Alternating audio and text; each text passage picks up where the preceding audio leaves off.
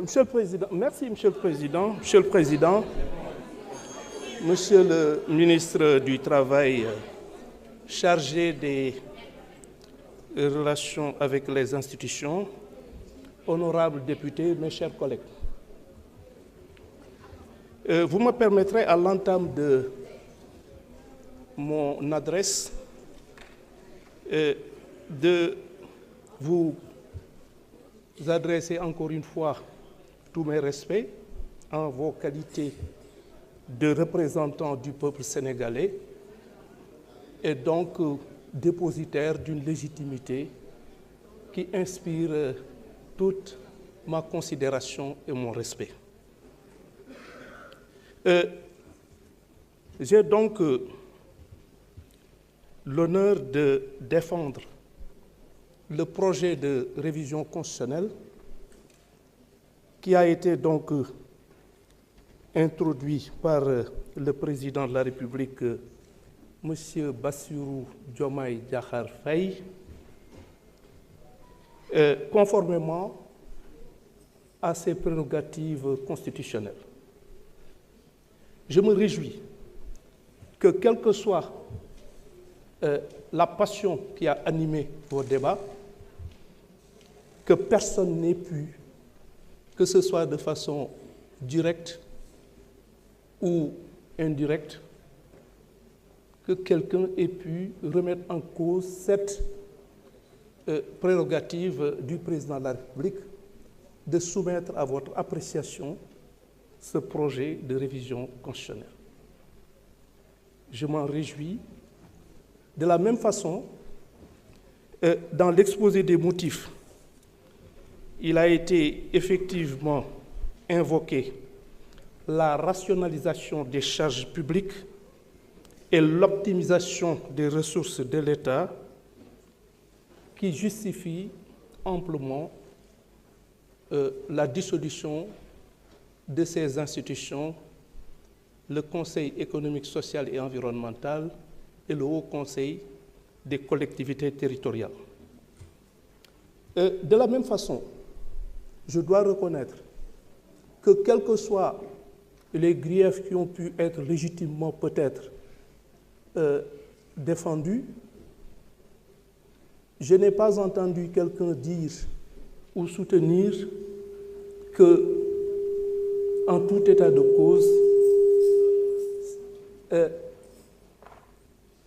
quels sont les avantages à maintenir ces institutions? C'est-à-dire quels sont, d'une façon générale, les inconvénients bien précisés qui pourraient résulter de ce projet de dissolution.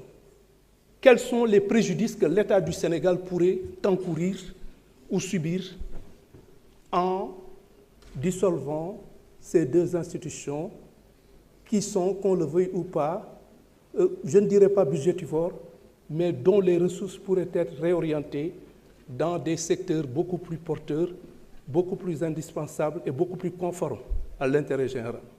Je n'ai pas entendu un argumentaire dans ce sens-là, et c'est parce que justement il serait difficile de nous dire le préjudice que l'État pourrait subir en décidant de la dissolution de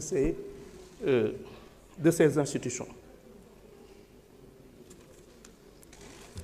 On a beaucoup parlé d'élégance. Mais l'élégance, c'est d'abord un état d'esprit, un comportement et peut-être un port. L'état d'esprit, c'est quoi en fait? C'est de permettre aux gens de préjuger, de présumer que les gens, même si on ne partage pas leur façon de voir les choses, sont animés des meilleures intentions. Maanaam, comme on dit en wolof, rafet njort ci nit ñi suñu bëggee nit ñi rafet njort ci yow. Je crois que le principe élémentaire de l'élégance, c'est ça. Vouloir prêter aux gens des intentions qui ne leur ont jamais effleuré l'esprit, je ne pense vraiment pas que ça puisse participer d'une quelconque manifestation d'élégance. J'ai beaucoup de respect pour tout le monde et je ne vais pas déroger à cette règle et je pense que tout le monde mérite ce respect. Et je veux être tout à fait conforme et cohérent avec moi-même parce que autant j'estime que même si je suis en désaccord avec certains, je leur accorde le bénéfice de la bonne foi. Je pense pouvoir être en mesure, en tout état de cause, de solliciter la même faveur de vous. Cela dit, on a beaucoup parlé de choses qui, je suis au regret de devoir le reconnaître, ne sont pas conformes à la réalité. D'abord, on a estimé que le président de l'Assemblée nationale a appris en même temps que les autres Sénégalais la dissolution, le projet de dissolution de ces deux institutions. Je regrette, les choses ne sont pas passées comme ça. Pourquoi? Parce que c'est ce jour-là à 18h. C'est à 18h que le projet a été déposé à l'Assemblée nationale, au bureau du président de l'Assemblée nationale.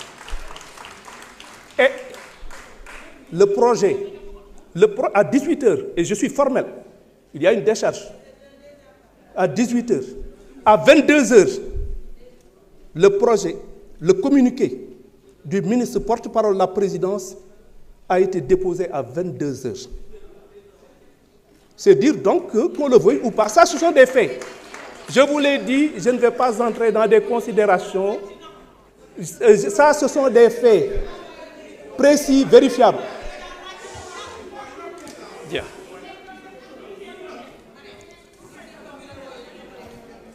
De la même façon,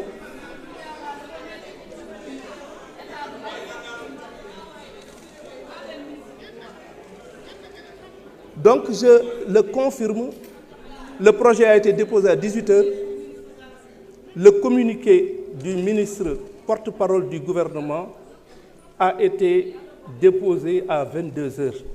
C'est dire donc que, au moins, même s'il s'agit de 4 heures, il y a eu la primeur et c'est tout à fait naturel. Je ne pense pas qu'on puisse envisager de soumettre un tel projet à l'attention du président de l'Assemblée nationale et avoir la discourtoisie, l'inélégance, pour reprendre effectivement ce que vous avez dit, de devoir effectivement faire en sorte qu'il soit informé en même temps que les autres Sénégalais.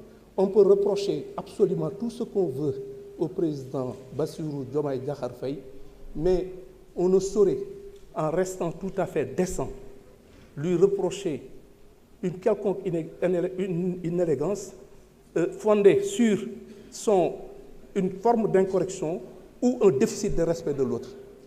Je ne pense pas qu'on puisse raisonnablement lui faire ce reproche-là, pour autant qu'on veuille rester dans les limites de la cohérence et la décence. Cela dit, je voudrais également revenir sur un certain nombre d'interpellations dont j'ai été l'objet. On nous a parlé du cas de l'ONAS. Je peux vous assurer que sur mes instructions, une enquête complète a été déjà ordonnée. Et je dis bien une enquête sur l'ensemble des faits. Et je peux vous donner ma parole que la lumière sera faite sur cette affaire. Parce que quand même, on ne peut pas, dans le cadre de cette affaire, se permettre...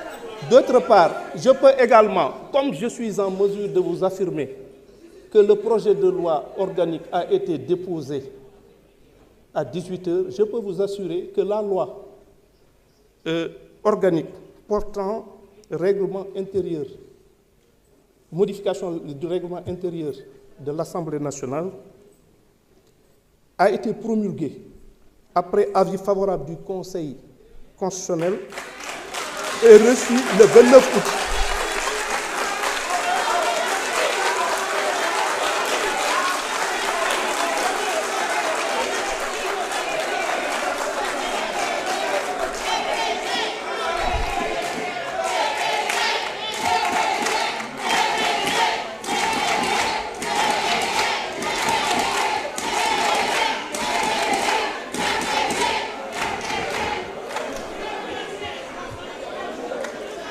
Je vous remercie de me permettre de poursuivre mon adresse.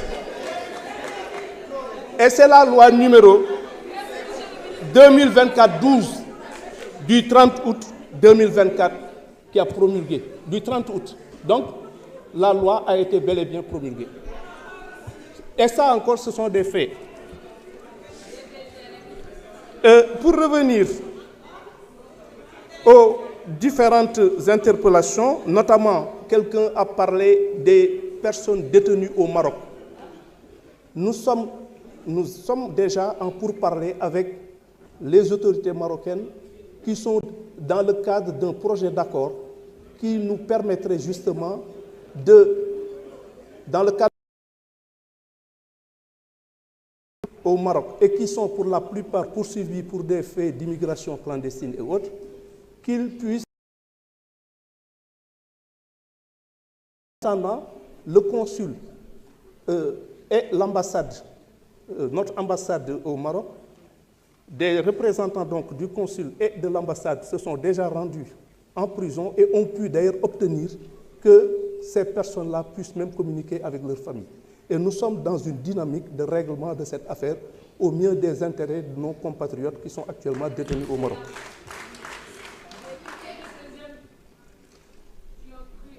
Pour le problème d'état civil qui a été également évoqué, une lettre circulaire a été déjà adressée aux différentes juridictions pour tout simplement demander aux magistrats compétents de faciliter l'obtention de pièces d'état civil aux élèves. Et d'ailleurs, on a commencé par la région de Ziguinchor, où le premier président de la Cour d'appel ainsi que le procureur général près la dite Cour ont rencontré le président du tribunal d'instance et le procureur de la République et on a pu effectivement trouver un moyen de régler définitivement cette question. Et c'est une lettre circulaire qui concerne l'ensemble du pays et je crois que d'ici quelques temps, ces problèmes seront réglés parce que je crois que le droit à l'état civil, c'est un droit élémentaire et tous nos compatriotes doivent pouvoir en bénéficier, même si, effectivement, en ce domaine, il faut qu'on prenne certaines dispositions pour éviter les histoires de faux qui gangrènent le secteur. Et vous savez, le faux en état civil, c'est assez courant et il faut un certain nombre de précautions, mais nous avons pu, sur la base, ne serait-ce que de l'article 51 du Code de la famille, qui permet au procureur de la République, dans des circonstances exceptionnelles, d'ordonner à l'officier d'état civil de pouvoir procéder à l'inscription sur les registres d'état civil d'une naissance qui n'a pas été déclarée. Évidemment, il faudra effectivement que le procureur de la République, comme nous avons eu à le faire à Ziguinchor, puisse le faire en parfaite cohérence et intelligence avec le président du tribunal d'instance, dont les attributions en la matière sont effectivement un gage de transparence et de sécurité juridique. D'autre part, en dehors du problème d'état civil, nous avons eu à parler une seconde fois du problème du tribunal de grande instance de Kaffrine. Je l'avais déjà fait comprendre à l'honorable député Abdoulaye Wilane. Dans le cadre du PROMIJ, c'est-à-dire du projet de modernisation des infrastructures du ministère de la Justice, évidemment, on est en train de procéder à la construction de ce tribunal de grande instance qui va effectivement accueillir en même temps le tribunal d'instance.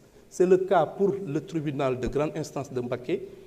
Là, le cadre juridique est déjà en place. Malheureusement, nous sommes confrontés à un problème de magistrats et de personnel de justice.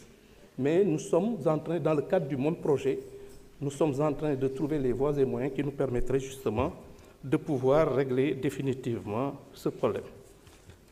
C'est vous dire donc que, d'une façon générale, c'était là les observations que je tenais à vous faire, étant entendu que je pense qu'il est de mon devoir, en ma qualité de ministre de la Justice, et qui sollicite auprès de vous le vote de cette loi. Je pense que tout ce qui a été dit, ou en tout cas les intentions qui ont été prêtées à l'exécutif, moi je pense que pour la plupart de ces intentions qu'on lui prête, ces intentions ne sont pas fondées. Donc, je me permets encore une fois d'insister sur la nécessité justement de voter cette loi qui nous permettrait justement de passer à autre chose. En tout état de cause, il s'agit de votre impérium. Et nous vous l'accordons, nous vous le reconnaissons.